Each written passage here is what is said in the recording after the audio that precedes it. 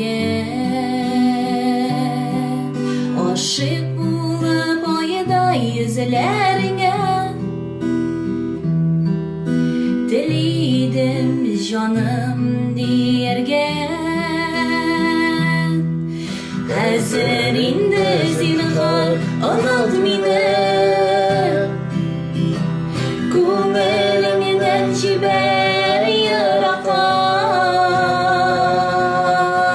saklanmaz işin birbirimizni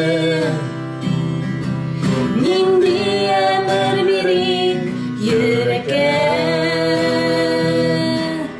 yazmışlardan uzıp yolğışlarga bile durup girdik utlarga birge şoknun güzel mizgillerin mümkün tügelindi soklarga hazırinde zinhar anam mine kumelingden ciber yaraka saklanmaz işin birbirimizni nindiye mermirik yürekge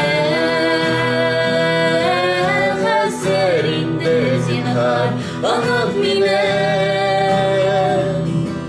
kumelingden ciber yaraka saklanmaz işin birbirimizni